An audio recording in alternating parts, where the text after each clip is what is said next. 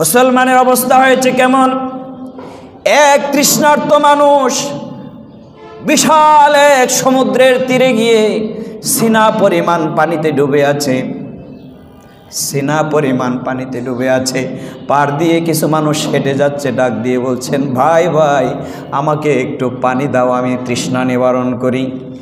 ওই পাড়ের লোকেরা বলল, ভাই তুমি তো নিজে পানিতেই ডুবে আছো, ওখান থেকে এক চুমুক খেয়ে ফেললেই তো তোমার তৃষ্ণা নিবারণ হয়ে যায়। মুসলমান, আল্লাহ রাব্বুল আলামিন এত রহমত দান করেছেন, স্বর্ণ বলেন, রৌপ্য বলেন, যত ধরনের খনিজ সম্পদ আছে আল্লাহ রাব্বুল আলামিন সমস্ত সম্পদগুলো মুসলমানদেরকে দান করেছে। বলুন সুবহানাল্লাহ। মুসলমান আল্লাহর নিয়ামতের ভেতরে ডুবে আছে, কিন্তু ভিক্ষা করে কার কাছে? ওই যে পারে হাঁটছে তার কাছে। সমুদ্রে ডুবে আছে, তার তৃষ্ণা লেগেছে, সে চাইলে সেখান থেকে পানি খেয়ে ফেলতে পারে, কিন্তু সে না, এটা খাবে না, ভিক্ষা করে খাবে। স্বর্ণ বলেন, রৌপ্য বললেন, ডায়মন্ড বলেন, আল্লাহ রাব্বুল আলামিনের তেল গ্যাস বলেন, যত খনিজ পদার্থ আছে আল্লাহ রাব্বুল আলামিন সমস্ত নিয়ামতগুলো আমাদেরকে দান করেছেন, কিন্তু আমরা আমাদের পরিচয় ভুলে গিয়েছি, আমরা আল্লাহর রহমত থেকে দূরে সরে গিয়েছি, যার কারণে সব কিছু থাকার পরেও আমরা মানুষের কাছে হাত পাতি ভিক্ষা করি। এ হচ্ছে মুসলমানের চরিত্র। কেন আপনি ভিক্ষুকের কাছে কেন ভিক্ষা চাইবেন? আপনি তো ভিক্ষুকের জাতি নয়, আপনি তো দানবীরের জাতি, আপনি তো নবীদের ওয়ারিস, আপনি তো খলিফাতুল মুসলিমিনদের ওয়ারিস। আপনি কেন মানুষের কাছে ভিক্ষা চাইবেন? সব নিয়ামত আল্লাহ আপনাকে আমাকে দিয়েছে, নিয়ামত সম পরিমাণ, ওই গলা পরিমাণ নিয়ামতে আমি ডুবে আছি, আমি আরেকজনের কাছে কেন তৃষ্ণা নিবারণের জন্য পানি চাইব? অনেক মন্ত্র তন্ত্র দেখেছেন। আমার এক নেতা একটা সংবিধান রচনা করেছে, উনি চলে যাওয়ার পরে আরেক নেতা এসেছে, তার সংবিধান রহিত করে দিয়েছে, পরিবর্তন পরিমার্জন করেছে। আবার ওই নেতা আরেকটা সংবিধান রচনা করেছে, ওই সংবিধান আরেক নেত্রী এসে সেটাকে পরিবর্তন করে দিয়েছে, আবার পরিবর্তন করেছে। ওই নেত্রী একটা তৈরি করে দিয়েছে, আরেক নেতা এসে ওই সংবিধানকে পরিবর্তন করেছে। আল্লাহ রাব্বুল আলামিন বলেন, বান্দা দুনিয়ার জমিনে মার্ক্সবাদ বলো, লেনিনবাদ বলো, জাতীয়তাবাদ বলো, যত বাদের যত তন্ত্র মন্ত্র আছে, কোন তন্ত্র মন্ত্রে তোমরা শান্তি পাবে না।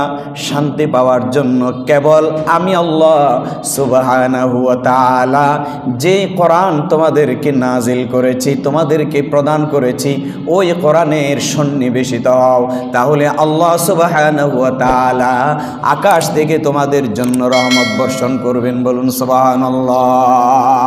আল্লাহ রাব্বুল আলামিন বলেন, সুম্মাস তাকামু তাতানাজ্জালু আলাইহিমুল মালাইকা।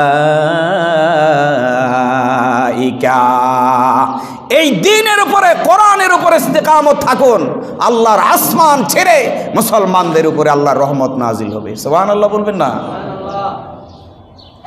আমাদের সিটিংগা ভাষায় বলে, হদ্দ ও শান্তিত কে নাই, হদ্দ শান্তি মা মরে গিয়ে বই, শান্তি মা মরে গিয়ে বই, শান্তির মা মরে ওপারে চলে গেছে, এখন শান্তি সামনে আসতেছে। এই শান্তি এটা পাওয়ার জন্য এখন থাকতে ঘরে ঘরে মুসলমানদেরকে কালিমার দাওয়াত পৌঁছে দিতে হবে, এমন দুর্গ তৈরি করতে হবে যেন কোনো বেদিন এদিকে চোখ রাঙ্গা করে থাকালে তার চোখ উপড়ে ফেলা যায়, তার হাত যদি এদিকে আসে ওই হাত যাতে মুসলমানরা ভেঙে দিতে পারে, সেই রকম একটা দুর্গ মুসলমানদেরকে তৈরি করতে হবে। ঠিক না বেটি? আল্লাহ রাব্বুল আলামিন বলেন, ওয়া নাযালনা আলাইকাল কিতাবা তাবয়ানান লিকুল্লি শাইইন ওয়া হুদান ওয়া রাহমাতান ওয়া বুশরা লিল মুসলিমিন।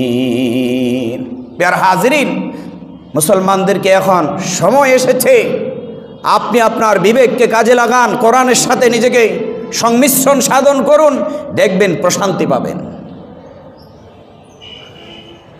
ডক্টর ইউনূসের গালে দাড়ি টাড়ি কিচ্ছু নাই, নামাজ দোয়া পড়ে কিনাও জানি না, কিন্তু তার যে ব্রেন, অবাক লেগেছে। এই 4 মাস মুসলমানরা প্রতিবেশী বন্ধু রাষ্ট্র থেকে তাদের হিংসার কারণে ব্যবসা বাণিজ্য বন্ধ ছিল। ওই বন্ধ ব্যবসার কারণে এই 4 মাসে $60,000 বিলিয়ন তারা ক্ষতিগ্রস্ত হয়েছে। মুসলমানদেরকে তোমরা ক্ষতি করতে পারবে না। তাহলে মুসলমানদের একটা সম্বলের বড় প্রয়োজন, সেটা হচ্ছে আল কোরআন। সেটা কি? আল কোরআন। আল্লাহ রাব্বুল আলামিন বলেন, ওয়া রাহমা, পথ প্রদর্শনের জন্য আমি কোরআন দিয়েছি আর রহমত বর্ষণ করেছি। এমন রহমত আমি আল্লাহ তোমাদেরকে দিব, এমন রহমত আমি আল্লাহ তোমাদেরকে দিয়েছি, মরুভূমির ভেতরে আমি আল্লাহ স্বর্ণের পাহাড় দিয়ে দিয়েছি। বলুন সুবহানাল্লাহ। মরুভূমির ভিতরে স্বর্ণের পাহাড়। ওয়া বুশরা লিল মুসলিমিন, আল্লাহ রাব্বুল আলামিন বলেন, বান্দা নিরাশ হওয়া যাবে না, ভয় পাওয়া যাবে না। আমি আল্লাহ রাব্বুল আলামিন তোমাদের জন্য বুশরা, আমি সুসংবাদের ব্যবস্থা করেছি। বলুন সুবহানাল্লাহ। কি সুসংবাদ? কেমন সুসংবাদ? এমন সুসংবাদ আল্লাহ রাব্বুল আলামিন দান করেছেন, এমন সুসংবাদ দান করেছেন। ওয়াকুর রব্বি আদখিলনি মুদখালা সিদক وأخرجني مخرج صدق واجعل لي من لدنك سلطانا نصيرا।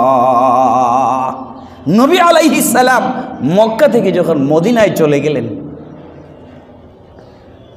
মদিনায় যাওয়ার পরে উনি তো দীর্ঘ 40 বছর উনি কি খারাপ কাজ করেছে? উনি তো ভালো কাজই করেছে, কিন্তু উনার উপরে মিশন এবং ভীষণ এটা না আসা পর্যন্ত উনি মক্কায়ও হুকুমত কায়েম করতে পারে নাই, মদিনায়ও হুকুমত কায়েম করতে পারে নাই। রসুলের তো সব ছিল, শুধু গাইডলাইনটা ছিল না, শুধু গাইডলাইনটা ছিল না। 40 বছর পর্যন্ত উনি মক্কাতেও রাষ্ট্র গঠন করতে পারলেন না, মদিনাতেও রাষ্ট্র গঠন করতে পারলেন না। যখন আল্লাহ সুবহানাহু ওয়া তাআলা গাইডলাইন দিয়ে দিলেন, সাথে সাথে আল্লাহর হাবিব সাল্লাল্লাহু আলাইহি ওয়াসাল্লাম মদিনায় গেলেন, দাওয়াত দিলেন, মানুষকে দ্বীনের অনুসারী বানালেন। আল্লাহ সুবহানাহু ওয়া তাআলার তাওহীদের ভিত্তিতে মানুষদেরকে এক করলেন, নেক করলেন, দোয়া করলেন, আল্লাহ শিখিয়ে দিলেন দোয়া। কি দোয়া? ওয়াকুর রব্বি আদখিলনি মুদখালা সিদকিন। হে নবী, আপনি বলুন, রব্বি, আমার রব, আদখিলনি, যদি আমাকে প্রবেশ করাও, মুদখালা সিদকিন, তাহলে সত্যতার সাথে তুমি আমাকে প্রবেশ করাও। ওয়া আখরিজনি মুখরাজা সিদকিন, যদি তুমি আমাকে বাহির করো তাহলে আমাকে সত্যতার সাথে বাহির করো। বলুন সুবহানাল্লাহ। আর আল্লাহ নবী কি চেয়েছেন? কোরআন তো পেয়েছেন, কিন্তু কোরআনের সাথে যদি রাষ্ট্র ক্ষমতা না থাকে, আপনি মানুষকে পরিবর্তন করা সম্ভব নয়। এই জন্য আল্লাহর হাবিব সাল্লাল্লাহু আলাইহি ওয়াসাল্লাম বলেন, ওয়াজআলনি মিন লাদুনকা সুলতানান নাসীরা। ওয়াজআলনি, আল্লাহ আমাকে দান করুন। কি দান করবেন? মিন লাদুনকা সুলতানান নাসীরা। আল্লাহ আমাকে এমন একটা শক্তি দান করো যে আমার সাহায্যকারী হবে। সুবহানাল্লাহ বলবেন না? সেই শক্তি কি? কোরআন তো আছে, সেই শক্তি হচ্ছে রাষ্ট্র ক্ষমতা। সেই শক্তি কি? রাষ্ট্র ক্ষমতা। আল্লাহর হাবিব সাল্লাল্লাহু আলাইহি ওয়াসাল্লামকে যখন আল্লাহ সুবহানাহু ওয়া তাআলা রাষ্ট্র ক্ষমতা দান করলেন, আল্লাহর নবী ঘোষণা দিলেন, যত দূর পর্যন্ত পৃথিবীর যেখানে যেখানে সূর্যের আলো পৌঁছে, যেখানে যেখানে চন্দ্রের আলো পৌঁছে, আমি রাসূলুল্লাহ ঘোষণা দিলাম, ওইখানে ওই জায়গায় জায়গায় আমি রাসূলুল্লাহর কালিমার দাওয়াত পৌঁছে যাবে। বলুন সুবহানাল্লাহ। আজকে পূর্ব থেকে পশ্চিম, উত্তর থেকে দক্ষিণ, পৃথিবীর সব প্রান্তে নবী মুহাম্মদ রাসূলুল্লাহ সাল্লাল্লাহু আলাইহি সাল্লামের এই দাওয়াতি মিশন এবং ভিশন পৌঁছে নাই? পৌঁছেছে। নবী ছিলেন কয়জন? একজন। আর নবীর দাওয়াতি মিশনের কারণে আজকে মুসলমান প্রায় 250 কোটি। সুবহানাল্লাহ বলবেন না? একজন। নবী কয়জন? একজন। আর একজনের দাওয়াতি মিশন এবং ভিশনের কারণে আজকে পুরা পৃথিবী জুড়ে 250,000 কোটি মুসলমান। সুবহানাল্লাহ বলবেন না? তাহলে এই যে এত বিপুল পরিমাণ মুসলমান কেমনে হয়েছে? আমার নবী সাল্লাল্লাহু আলাইহি সাল্লাম এই বিপুল পরিমাণ মুসলমান সারা বিশ্ব জুড়ে তৈরি করার ক্ষেত্রে পবিত্র কালামুল্লাহ শরীফের যেমন ভূমিকা ছিল, তার সাথে রাষ্ট্র ক্ষমতার ভূমিকাও ছিল। এই জন্য রাষ্ট্র ক্ষমতা ইসলাম হতে হবে। রাষ্ট্র ক্ষমতা কি হতে হবে? ইসলাম হতে হবে। না হলে শান্তি শান্তি বলে জিকির করবেন, কিন্তু শান্তি পাওয়া যাবে না।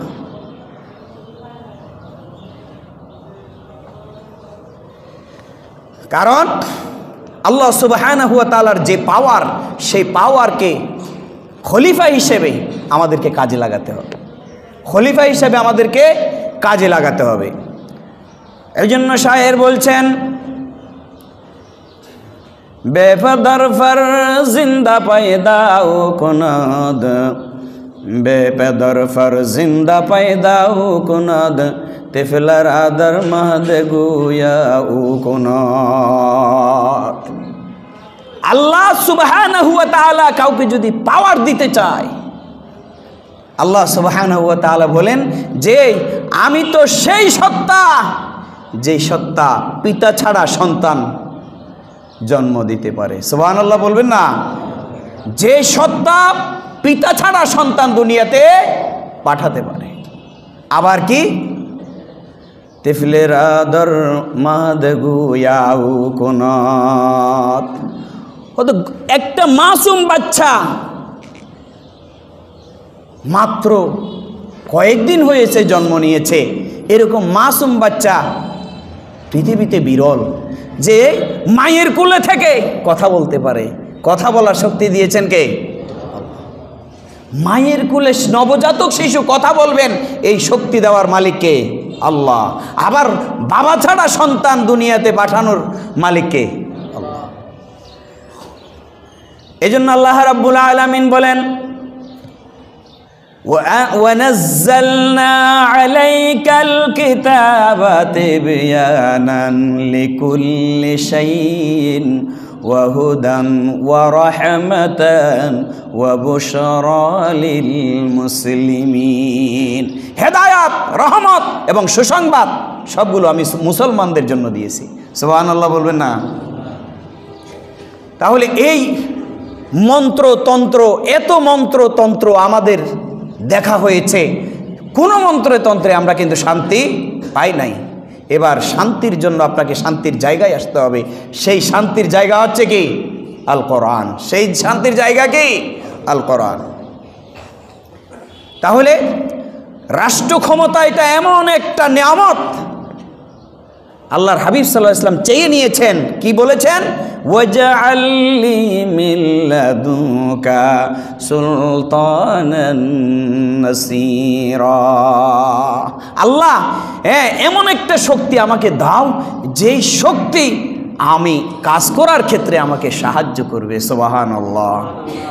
এজন্য রাষ্ট্র ক্ষমতা এটা আল্লাহর কোরআন দিয়ে, ইসলাম দিয়ে যদি রাষ্ট্র ক্ষমতা না চলে, তাহলে শান্তি পাওয়া যাবে না। আল্লাহ নবী সাল্লাল্লাহু আলাইহি ওয়াসাল্লাম যখন মদিনা থেকে মক্কায় আসলেন, মক্কা বিজয়ের সময় আল্লাহ নবী যখন মক্কায় প্রবেশ করলেন, হেরেমের যিনি চাবিওয়ালা ছিল,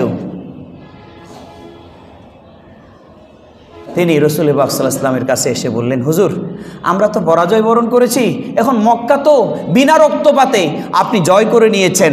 আমি এতদিন কাবার মালিকের, এই কাবার ঘরের দরজার চাবির মালিক ছিলাম আমি, আজকে আমি আপনাকে চাবিটা বুঝিয়ে দিতে চাই।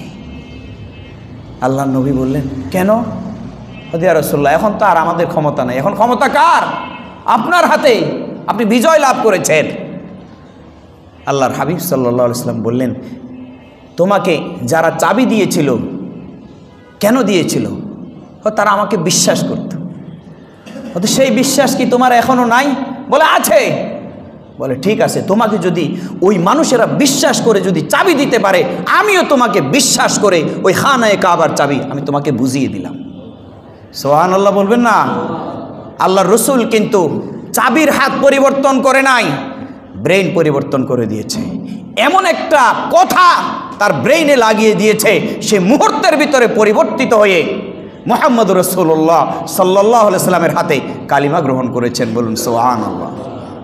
প্যারা হাজরিন, যে যেখানে আছে ওখানেই থাকুক, পরিবর্তনের প্রয়োজন নাই, হাত পরিবর্তন করার প্রয়োজন নাই। এখন সময় এসেছে মুসলমানদের বিবেককে পরিবর্তন করতে হবে। যদি আমরা বিবেক পরিবর্তন করতে পারি তাহলে অবশ্যই 100% আপনি শান্তি ভোগ করতে পারবেন। আপনি দরজা খোলা রেখে ঘুমাতে পারবেন। আপনার কন্যা সন্তান নিরাপদে কলেজে যেতে পারবে, নিরাপদে স্কুলে যেতে পারবে। আপনি রাত্রিবেলা নিরাপদে বাড়িতে ফিরতে পারবেন। কোনো চাঁদাবাজ, কোনো মাস্তান, কোনো সন্ত্রাস আপনাকে আক্রমণ করতে সাহস করবেন। তাহলে আমরা সেই কোরআন পাওয়ার পরেও আমরা কিন্তু তার ধারস্থ হচ্ছি না। আমরা বারবার আমরা জাতীয়বাদ বলেন, লেনিনবাদ বলেন, মার্ক্সবাদ বলেন, এই যত তন্ত্র মন্ত্র আছে সব দিকেই আমরা ছোটে, কিন্তু শান্তি পাই না। আল্লাহ রাব্বুল আলামিন বলেন, যত তন্ত্র মন্ত্র জমিনে বিদ্যমান আছে একটাতেও আমার রহমত নাই, একটাতেও আমার বরকত নাই। কারণ কি? ওয়ামান লাম ইয়াহকুম বিমা আনজালাল্লাহু ফাউলাইকা হুমুল ফাসিকুন। আল্লাহ রাব্বুল আলামিন বলেন, বান্দারে, যে ব্যক্তি দুনিয়ার জমিনে আমি আল্লাহর সংবিধান, আমি আল্লাহর কোরআন ব্যতীত নিজ মন গড়া মন্ত্র তন্ত্র দিয়ে শাসন ব্যবস্থা পরিচালনা করে, আমি আল্লাহ ঘোষণা দিলাম সে আর মুমিন থাকবে না, সে ফাসিক হয়ে যাবে। বলুন নাউজুবিল্লাহ। হিসাব করে দেখেন, আপনার ইউনিয়ন পরিষদ থেকে শুরু করে সুপ্রিম কোর্ট, হাইকোর্ট পর্যন্ত কোনো আইন বিভাগ, কোনো সালিসি বিভাগ, এটা কি আল্লাহর কালামুল্লাহ শরীফ দিয়ে চলে না? টুপিদারি সবই আছে, সবই আছে। আবু জেহেলের সব ছিল। আবু জেহেলও আল্লাহ রসুলের আশেক ছিলেন, কিন্তু রসুলে পাকের হাতে কালিমা পড়ার সৌভাগ্য তার হয় নাই।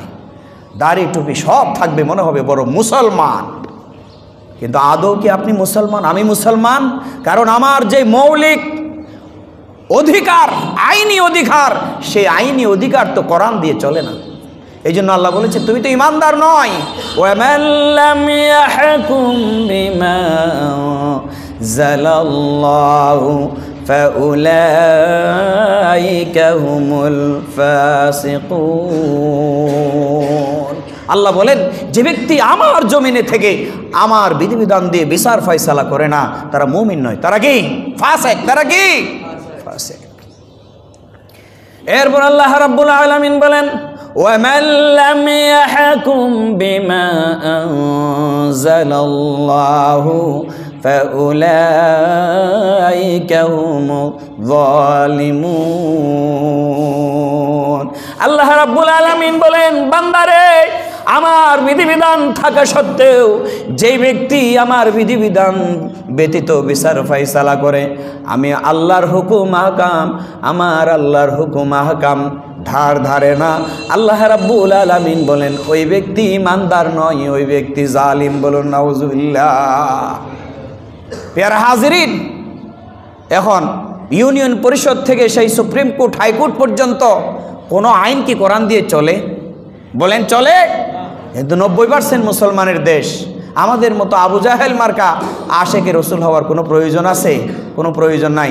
রসুল পাক সাল্লাল্লাহু আলাইহি সাল্লাম যে মন্ত্র তন্ত্র দিয়ে সমাজ এবং রাষ্ট্র পরিচালনা করেছেন, সেই মন্ত্র এবং তন্ত্র দিয়ে যদি আমি সমাজ এবং রাষ্ট্র পরিচালনা করতে পারি, পরিবার পরিচালনা করতে পারি, তাহলে আমি ইমানদার। তাহলে আমি কি?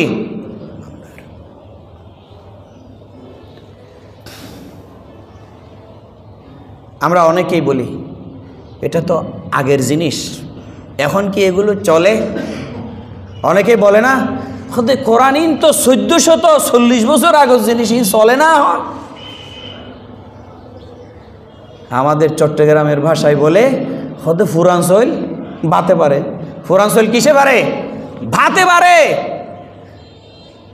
যারা আল্লাহর কোরআন পাওয়ার পরে, আল্লাহ সুবহানাহু ওয়া তাআলার সংবিধান পাওয়ার পরে আল্লাহর কোরআনকে যারা বৃদ্ধাঙ্গুলি দেখিয়েছে, যারা আল্লাহর কোরআন দিয়ে জীবন যাপন করে না, সমাজ রাষ্ট্র পরিচালনা করে না, আল্লাহর কোরআনের বিমুখ জীবন যাপন করে, আল্লাহ রাব্বুল আলামিন তাদের ব্যাপারে ফায়সালা নাজিল করেছেন, ওয়া মান আরাদা যিকরি فإن له معيشة ضنكا ونحشره يوم القيامة أعمى। আল্লাহ রাব্বুল আলামিন বলেন ওয়ামান আরাদা আন যিকরি, আই কোরআন, যে ব্যক্তি আমার কোরআন থেকে বিমুখ হয়ে যাবে, আমার কোরআন দেখার পরও না দেখার ভান করবে, আমার কোরআন জানার পরেও না জানার ভান করবে, শোনার পরেও না শোনার ভান করবে, আল্লাহ রাব্বুল আলামিন বলেন ফাইন্না লাহু মাঈশাতান দানকা, আমি আল্লাহ রাব্বুল আলামিন ওই বান্দার হায়াতি জিন্দেগি সংকীর্ণ করে দেব, হায়াতি জিন্দেগি সংকীর্ণ করে দেব। আর কি কিয়ামতের দিন আমি আল্লাহ রাব্বুল আলামিন ওই বান্দাকে অন্ধ করে উত্তোলন করব। ওই বান্দা কি বলবে? ক্বালা রাব্বি লিমা হাশারতানি আ'মা ওয়া কাদ কুনতু বাসীরা। মুসলমান, আল্লাহ কত কঠিন ভাষা ব্যবহার করেছে। ওই অপরাধী অন্ধ হয়ে কিয়ামতের দিন যখন উঠবেন, ওঠার পরে বলবেন রব্বুল আলামিন, দুনিয়াতে থাকা অবস্থায় তো আমি চক্ষু দিয়ে দেখতাম, এখন আমি দেখি না কেন? আল্লাহ বলবেন ক্বালা কাযালিকা আতাতকা আয়াতুনা ফানাসিতাহা ওয়া কাযালিকাল ইয়াউমা তুনসা। আল্লাহ বলবেন বান্দা কেমনে দেখবা তুমি? তুমি তো দুনিয়াতে আমার কোরআন দেখার পরেও তুমি না দেখার ভান করেছো, আমার কোরআন জানার পরেও তুমি না জানার ভান করেছো, আমার কোরআন শোনার পরেও তুমি না শোনার ভান করেছো। কেমনে তুমি কিয়ামতে দেখবা? কারণ যেই চোখ দুনিয়াতে কোরআন দেখেও না দেখার ভান করেছে, ওই চোখ কিয়ামতের দিন আল্লাহকে দেখার সুযোগ পাবে না। আল্লাহ রাব্বুল আলামিন বলেন ক্বালা কাযালিকা আতাতকা আয়াতুনা ফানাসিতাহা, আমার কোরআন জানার পরেও দেখার পরেও শোনার পরেও তুমি যেমন আমার কোরআনকে ভুলে গিয়েছিলা, কাযালিকাল ইয়াউমা তুনসা। আল্লাহ রাব্বুল আলামিন বলেন বান্দা আজকে আমিও ভুলে গিয়েছি, কারণ জমিনে যখন তুমি ভুলে গিয়েছিলা, আজ হাসরের ময়দানে আমি আল্লাহও তোমাকে ভুলে গিয়েছি। বলুন নাউজুবিল্লাহ। প্রিয় হাজরিন, কোরআন নাই যে এমন একটা মুসলমানের ঘর কি বাকি আছে? কোরআন, আহা, আল্লাহ রাব্বুল আলামিন বলেন ওয়া নুনাজ্জিলু মিনাল কুরআনি মা হুয়া শিফাউন ওয়া রাহমাতুল লিল মুমিনিন। আমি কোরআনকে নাজিল করেছি মুমিনদের জন্য শেফা হিসেবে, রহমত হিসেবে। সুবহানাল্লাহ বলবেন না? আমরা এটাকে এমনভাবে নিয়েছি, রহমত শেফা কীরকম বুঝি? মানুষ অসুখ বিসুখ থরে গিয়ে গই ডাক্তার টাক্তর দেখাইতে ওরানো গিয়ে গই ইন্ডিয়ার তুন ফেরত লে এসে হদ্দজুর কি চাইলেন আর বাপ তো যাইবার তো আল্লাহ ডাক্তার হলে জবাব দি ফেলে ইউজুর এখানা আইন না আর বড় দায় এখানা সেবা দ থরিদন এখানা খতমে কোরআন ফরন। হ্যাঁ, এরকম অনেক ঘটনা ঘটেছে। কোরআন তো মৌজেজা, ওইদিকে শেফা ঠিক আছে, কিন্তু চূড়ান্ত শেফা হচ্ছে মুসলমানের অন্তরের শেফা। মুসলমানের হৃদয় যদি কোরআন দিয়ে আলোকিত না হয় তাহলে আপনি রোগ থেকে মুক্ত পাবেন, কিন্তু ওই অন্ধকার আত্মাটাকে, রূহটাকে আপনি আলোকিত করতে পারবেন। এখানে শেফা মানে হচ্ছে আপনার অন্ধকার আত্মাটাকে যদি আপনি আলোকিত করতে পারেন তাহলে এটা মুমিনের জন্য শেফা। সুবহানাল্লাহ বলবেন না? তাহলে কোরআনের আয়াত পড়ে ঝাড়ফুঁক করলে, কোরআনের আয়াত পড়ে, শেফার আয়াত পড়ে পানিতে ফুঁক দিয়ে দম দিয়ে খাওয়ালে যদি ভালো হয়ে যায়, এটা যদি কোরআনকে যদি 3.5 হাত বডিতে ফিট করা যায়, আর কোরআন দিয়ে পরিবার এবং সমাজ যদি, রাষ্ট্র যদি পরিচালনা করা যায়, রোগ যেমন চলে গেছে, সমাজের যত রোগ আছে, রাষ্ট্রের যত রোগ আছে, সব চলে যাবে কি যাবে না? যাবে।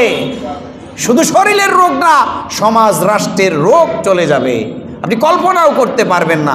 শুধু এখন কাজ হচ্ছে, আল্লাহর নবী যেমন যার চাবি তার হাতে রেখেছে, কিন্তু ব্রেইনের চাবি ঘুরিয়ে দিয়েছে। ওই ব্রেইনের চাবি যদি আমরা ঘুরিয়ে দিতে পারি, দেখবেন মুসলমানদের বিষয় সুনিশ্চিত, এবং মুসলমানদের দিকে কেউ চোখ রাঙিয়ে থাকাতে পারবে।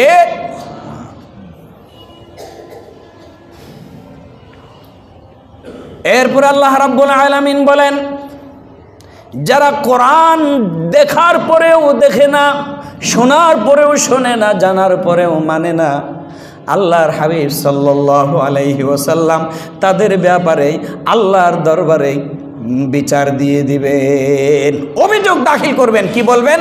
ওয়াকালার রাসূলু ইয়া রাব্বি ইন্না কওমি ইত্তাখাযু হাযাল কুরআনা মাহজুরা। কি বলবেন? ক্বালার রাসূল, রাসূল বলবেন, ইয়া রাব্বি, হে আমার রব, ইন্না কওমি, নিশ্চয় আমার জাতি, ইত্তাখাযু হাযাল কুরআনা মাহজুরা, তারা এই কোরআনকে, তারা এই কোরআনকে গ্রহণ না করে, তারা এই কোরআনকে মাহজুরা মানে এটাকে কি হিসেবে গ্রহণ করেছে? যেটাকে পরিত্যাগ করেছে। কোরআনকে তারা পরিত্যাগ করেছে, কোরআন পাওয়ার পরেও তারা কোরআনকে ধারণ করে নাই। ইত্তাখাযু হাযাল কুরআনা মাহজুরা, এটা অজুহাত হিসেবে নিয়েছে। এই অভিযোগ কে দাখিল করবেন? রাসূলুল্লাহ দাখিল করবেন আল্লাহর দরবারে। তখন কোথায় যাবেন? খালি রসুলের নাম নিলে সোমাউগা তপ্পর করে মারি দিলাম, এরকম অনেক ডাকাইত আছে, আজান দিয়ে এনে পত্তর করে মারি দিয়ে, কিন্তু আজান দিছে, সোমা খাইছে, কিন্তু মসজিদে আসে নাই। তা আপনি যদি মসজিদে আসতে না পারেন, ওই সুমার কোনো দাম আছে? আপনি তো লাতিমারি সালাম বুঝছেন বানুই, লাতিমারি কি বুঝছে, সালাম বুঝে বানুই, সোমা খান, অসুবিধা নাই, কিন্তু সোমা খাই কোথায় আসবেন? মসজিদে আসবেন। কোথায় আসবেন? মসজিদে আসবেন। সময় হয় ওখানে থাকি যাবেন না। তাহলে আল্লাহর হাবিব সাল্লাল্লাহু আলাইহি ওয়াসাল্লাম বলেন যে কোরআনকে মানুষ 3 ভাবে গ্রহণ করবে। কয়ভাবে? কয়ভাবে গ্রহণ করবে? 3 ভাবে গ্রহণ করবে। 1 নাম্বার হচ্ছে কি, কোরআনকে গ্রহণ করবে তারা মাল কামানোর জন্য। কি কামানোর জন্য? মাল কামানোর জন্য। আরেকটা, কোরআনকে গ্রহণ করবে তারা নিজেকে জাহির করার জন্য। আল্লাহ আমাদেরকে মাফ করুক। সকলে বলি আমিন। বেশি ডল্লায় বাজি এনে তো ফাফি, হেঁটে যদি আল্লাহ আরও সীমিত রে শেষ। কারণ জাহান্নাম উদ্বোধন করিব তো আল্লাহ পয়লা হারে দি, মলরে দি, হারে দিওয়া মলরে দি। আল্লাহ যাতে এই মলহিত দল তো আর হেফাজত করে ফান, বেগুনের হেফাজত করে ফান, বেগুন অনা আমিন। আল্লাহ রসুল বলেন 3 কারণে কোরআনকে তারা গ্রহণ করবে। একটা মাল কামানোর জন্য, আর একটা খ্যাতি লাভের জন্য, 3 নাম্বার হচ্ছে আল্লাহর সন্তুষ্টির জন্য। এই 3 শ্রেণীর ভেতরে 3 নাম্বার যে, সে আল্লাহর দরবারে চূড়ান্তভাবে সফল। সুবহানাল্লাহ বলবেন না? আল্লাহর হাবিব সাল্লাল্লাহু আলাইহি ওয়াসাল্লাম বলেন, উম্মত রে, দুনিয়ার সমস্ত মানুষ তোমাকে ভালো বলল, কিন্তু তুমি আল্লাহর দরবারে খুবই মন্দ, তাহলে তোমার জীবন বরবাদ। আর যদি দুনিয়ার সমস্ত মানুষ তোমাকে খারাপ বলে, আমার আল্লাহ যদি তোমাকে ভালো জানে, তাহলে তোমার ওই ভালো জানাটা লক্ষ লক্ষ মানুষের খারাপ জানার চাইতে উত্তম। বলুন সুবহানাল্লাহ। প্রিয় হাজিরিন, এই জন্য মানুষের কাছে উত্তম কিনা সেটা দেখার বিষয় মুখ্য নয়। মুখ্য আল্লাহর কাছে আমি দামি কিনা। বান্দার দাম দিয়ে কি করব যদি আল্লাহ আমাকে দাম না দেয়? যদি আল্লাহ আমাকে দাম না দেয়, তাহলে এই লক্ষ কোটি মানুষ আমাকে অমুক সাহেব তমুক সাহেব বলে আর ফায়দা কি? আমার এগুলোর এই দামের প্রয়োজন নাই। আমার দাম আল্লাহ যদি আমাকে মূল্যায়ন করে, এটাই হবে আমার জীবনের জন্য চূড়ান্ত সফলতা। আল্লাহর হাবিব সাল্লাল্লাহু আলাইহি ওয়াসাল্লাম বলেন, আল কুরআনু শাফিউন মুশাফফাউন ওয়া মাহিলুন মুসাদ্দাকুন ফামান জাআলাহু ইমামাহু قاده إلى الجنة ومن جعله خلف ظهره قاده إلى النار। আল্লাহর হাবিব বলেন, কোরআন হচ্ছে সুপারিশকারী, আর কোরআন আল্লাহর দরবারে সুপারিশ করবে। কোরআন দিয়ে যারা জীবন ধারণ করেছে, কোরআনকে যারা জেনেছে মেনেছে, কোরআন দিয়ে যারা জীবনকে রঙিন করেছে, ওই কোরআনওয়ালা মানুষের পক্ষে আল্লাহ রাব্বুল আলামিনের দরবারে কোরআন সুপারিশ করবে। আল্লাহ বলেন ওই সুপারিশ তার পক্ষে মঞ্জুর হয়ে যাবে। বলুন সুবহানাল্লাহ। প্রিয় হাজিরিন, কোরআন আপনার পক্ষে সুপারিশ করবে, সেই যোগ্যতা আমার থাকা প্রয়োজন আছে কি নাই? আছে। একটা সন্তান ক্লাস 5 পাস করেছে, তাকে কি আপনি 9-এ ভর্তি করাতে পারবেন? বলেন, 9-এ ভর্তি করাতে পারবেন? পারবেন না, আপনাকে 6-এ দিতে হবে। এই জন্য যোগ্যতা হচ্ছে মুখ্য বিষয়। আপনার যদি যোগ্যতা না থাকে, তাহলে কোরআন আপনার পক্ষে সুপারিশ করবে না। এরপর আল্লাহর হাবিব সাল্লাল্লাহু আলাইহি ওয়াসাল্লাম বলেন, কোরআন হচ্ছে বিতর্ককারী। কোরআনের বিতর্ক আল্লাহ রাব্বুল আলামিন অ্যাকসেপ্ট করবেন, গ্রহণ করবেন। আর যার বিষয়ে বিতর্ক করা হবে, আমার আল্লাহ রাব্বুল আলামিন তার পক্ষে রায় দিয়ে দিবেন। বলুন সুবহানাল্লাহ। আল্লাহর হাবিব বলেন, ফামান জাআলাহু ইমামাহু কাদাহু ইলাল জান্নাহ। যে ব্যক্তি আল্লাহর কোরআনকে সামনে রেখে অনুসরণ করেছে, কোরআন দিয়ে নিজের জীবনটাকে রঙিন করেছে, কোরআন দিয়ে পরিবার সমাজ রাষ্ট্র পরিচালনা করেছে, ওই বান্দাকে কোরআন কাদাহু ইলাল জান্নাহ, ওই বান্দাকে কোরআন জান্নাতে নিয়ে যাবে। বলুন সুবহানাল্লাহ। আমার ভাই, তোমার ভাই, অমুক ভাই, সমুক ভাই আপনাকে জান্নাতে নিতে পারবে না। ইতে জান্নাতে যাইতারে কিনা খবর আছে, কারণ জনগণের চৈল গম আটা টিন যা আইসে ব্যাগিন খাই ফেলিয়ে, ঠিক না বেঠিক? যাইতারে নাকি সন্দেহ আছে। কিন্তু আপনি কোরআনের সাথে তাল্লুক রাখেন, কোরআনের সাথে যদি আপনার তাল্লুক থাকে, কোরআন আপনাকে টেনে কোথায় নিয়ে যাবে? ওয়াকাদাহু ইলাল জান্নাহ। আল্লাহর পয়গম্বর বলেন, কোরআনের সাথে সম্পর্ক রাখো, কোরআনওয়ালার সাথে সম্পর্ক রাখো, তাহলে কোরআন তোমাকে টেনে জান্নাতে নিয়ে যাবে। বলুন সুবহানাল্লাহ। তারপর কি বলেছেন? ওয়ামান জাআলাহু খালফা যহরিহি কাদাহু ইলান নার। আল্লাহর পয়গম্বর বলেন, উম্মত রে, কোরআনকে যদি পিছনে রাখো, কোথায় রাখো? কোরআনকে যদি পিছনে রাখো, আর কোরআন দিয়ে যদি জীবন না চালাও, সংসার না চালাও, রাষ্ট্র না চালাও, আর যদি সমাজ না চালাও, আল্লাহর হাবিব সাল্লাল্লাহু আলাইহি ওয়াসাল্লাম বলেন, উম্মত রে, কাদাহু ইলান নার। কোরআনকে পিছে রাখার কারণে কোরআন তোমাকে টেনে জাহান্নাম পার করে দিবে। বলুন নাউজুবিল্লাহ। এজন্য কোরআন আমার জান, কোরআন আমার প্রাণ, কোরআন আমার সংবিধান। পরিচয় আমার মুসলমান, পরিচয় আমার কি? মুসলমান। প্রিয় হাজিরিন, এই সংবিধানকে বুকে ধারণ করুন, লালন করুন। আল্লাহ রাব্বুল আলামিন আপনার আমার তাকদীর খুলে দেবে। এইভাবে আপনাকে আল্লাহ কি দিবেন? আল্লাহ সুবহানাহু এভাবে আপনাকে রহমত বর্ষণ করবেন, যেই রহমত আপনি নিয়ে রাখার জায়গাও পাবেন না। সুবহানাল্লাহ বলবেন না? প্রিয় হাজিরিন, আসুন আমরা কোরআন দিয়ে নিজেদেরকে সাজাই। অনেক নেতা নেত্রীর অনেক শাসন দেখেছি, বঙ্গবন্ধু একটা সংবিধান রচনা করেছে, জিয়া রহমান সেটা ক্যান্সেল করেছে। জিয়া রহমান একটা করেছে, এরশাদ সেটা ক্যান্সেল করেছে। এরশাদ একটা করেছে, খালেদা সেটা ক্যান্সেল করেছে। খালেদা একটা করেছে, হাসিনা একটা ক্যান্সেল করে দিয়েছে। নিজের মন গড়া সংবিধান দিয়ে ইচ্ছা মতো তারা দেশের মুসলমানদেরকে নিষ্পেষণ করেছে। আর এখন সময় এসেছে মুসলমানরা সেই তন্ত্র মন্ত্র আর চায়। এখন মুসলমানরা একটা তন্ত্র চায়, সেটা হচ্ছে আল কোরআনের তন্ত্র। কিসের তন্ত্র? আল কোরআনের তন্ত্র। এই আল কোরআনকে যদি সংবিধান হিসেবে সংসদে পাঠাতে পারেন, তাহলে আপনার শান্তি নিশ্চিত। আর বলতে হবে না শান্তির মামরি, এটা আর বলতে হবে না। পেয়ারা হাজিরিন, আসুন আমরা নিজেদেরকে হাত পরিবর্তন না করি, কি পরিবর্তন করি? ব্রেন পরিবর্তন করি। তাহলে আমাদের একটা সুন্দর ভবিষ্যৎ আশা করব।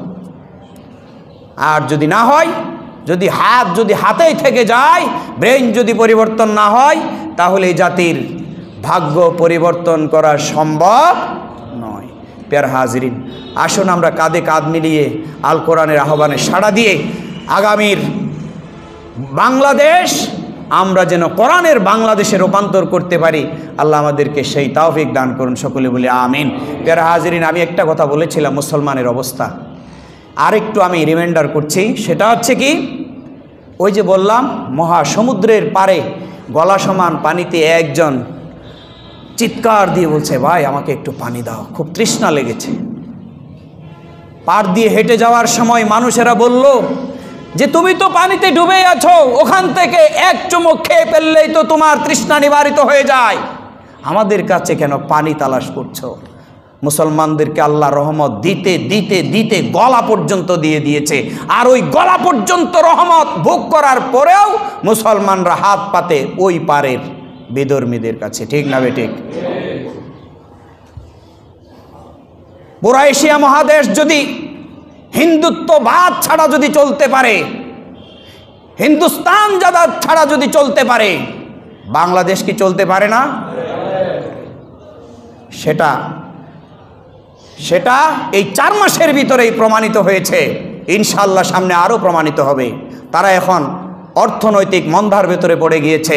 প্রায় 60 বিলিয়ন মার্কিন ডলার তারা 4 মাসে ক্ষতিগ্রস্ত হয়েছে। তারা চেয়েছিল আমাদেরকে ক্ষতিগ্রস্ত করবে, কিন্তু মূল পরিকল্পনাকারী কে? আল্লাহ। উনি এমনভাবে পরিকল্পনা করেছে যে আমার দেশের সাথে যদি তার বাণিজ্য ঘাটতি হয়, তাহলে তাকে এইভাবেই মাসুল দিতে হবে। সুতরাং এটা তো বাণিজ্য ঘাটতির কথা বললাম। যদি এদেশের মুসলমানের ঈমান আকীদা নিয়ে, এদেশের স্বাধীনতা সার্বভৌমত্ব নিয়ে কোনো হিন্দুস্তানি যদি এখানে চোখ রাঙায়, এদেশের মুসলমানরা এমনভাবে ঐক্যবদ্ধ হয়েছে, ওই চক্ষু উপড়ে ফেলে দিতে দ্বিধাবোধ করবে না। ঠিক কিনা বলে? আর যদি কোনো হিন্দুস্তানি এই দেশকে আক্রমণ করার জন্য, এদেশের স্বাধীনতা সার্বভৌমত্ব খর্ব করার জন্য কোনো হিন্দুস্তানি যদি হাত উত্তোলন করে, এদেশের মুসলমানদের ঐক্য তাদের হাতকে ভেঙে দিতে প্রস্তুত আছে। ঠিক না বেটি? প্রিয় হাজিরিন, আসুন আমরা কাঁধে কাঁধ মিলিয়ে আমার দেশ এবং দেশকে দেশপ্রেম অন্তরে নিয়ে আমরা আমাদের দেশকে ভালোবাসি। দেশকে ভালোবাসা ঈমানের, আরো বলেন দেশকে ভালোবাসা কি? আসুন আমরা আমাদের দেশটাকে মহব্বত করি, ভালোবাসি এবং কাঁধে কাঁধ মিলিয়ে কোরআনের একটা সমাজ আমরা বিনির্মাণ করি। আল্লাহ আমাদেরকে সেই তাওফিক দান করুন। সকলে বলি আমিন। ওয়া আখিরু দাওয়ানা আলহামদুলিল্লাহি রাব্বিল আলামিন। আসসালামু আলাইকুম ওয়া রাহমাতুল্লাহি ওয়া বারাকাতুহু।